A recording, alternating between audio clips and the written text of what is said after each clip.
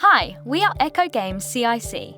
We are a community interest company that creates seriously fun games and interactive experiences to engage your visitors in a meaningful way. In this video, we are talking about game jams and our top reasons why your museum should host one. First, you may be wondering, what is a game jam? The word jam comes from events where musicians come together to make music without any prior preparation. Game jams work in a similar way. They are a creative event where people meet to develop a game in a limited amount of time, usually anything from 4 to 72 hours. Besides time, participants also have a thematic constraint. They need to develop their game around a specific topic. This could be an object from a museum collection, or a theme relevant to the museum, such as Mars exploration or extinction. Participants can be children or adults, and they can develop any kind of game, including video games, mobile games, and board games. Game jams can be in-person or online. In-person events are held in a venue where people come together to work on their game in a fun environment. In online game jams, people collaborate and co-create their game remotely. This is great if you want to engage people from different countries or facilitate collaborations between several organisations. Museums across the world are already hosting game jams. For example, the Royal Ontario Museum organised their own game jam to engage members of the public with their collections. Other organisations have hosted these events collaboratively, such as the Museum of the Moving Image in New York, which hosted a successful event with Groundswell, an organisation dedicated to advanced public art making. We at Echo Games have also worked with small to medium organisations like the Holborn Museum and Bath Royal Literary and Scientific Institution to host game jams successfully. So here's our top 4 reasons why your museum should organise or host a game jam. Reason 1, to drive new visits. Game jams are a great way for your museum to engage the public.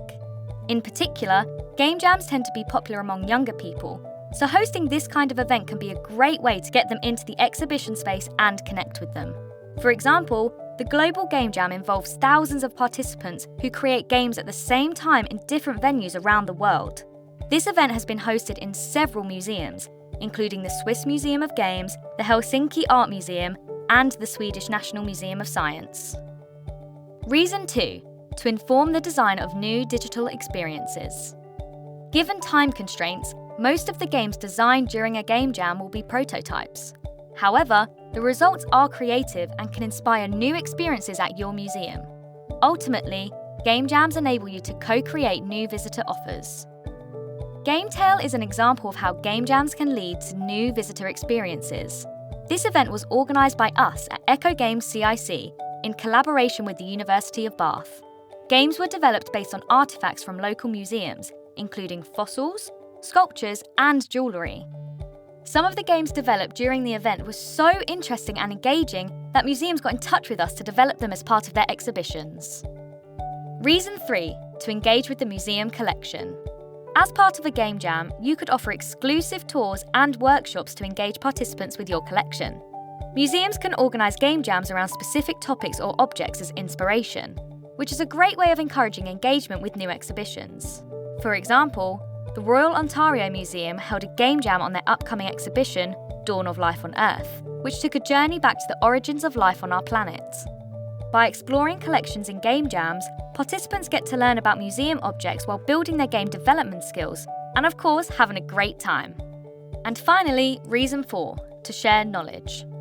Game jams can also support your museum's goals to share knowledge with the public. For example, the Getty Museum in California used a game jam to educate students about game development. The Youngstown Game Jam, organised by the John J. McDonough Museum of Art in Ohio, provided educational opportunities to develop skills within the entertainment technology sector to students, professionals, and enthusiasts. As you can see, game jams can be very beneficial for museums, and they don't necessarily require a big budget. So how can you get started with game jams? You could consider collaborating with an existing game jam, like the Global Game Jam scheduled in January every year. This would be a great way to reach a different audience and a first step towards organising your own.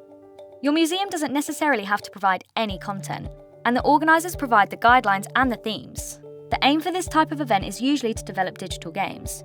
You would only need to provide a good Wi-Fi connection and space for developers to work.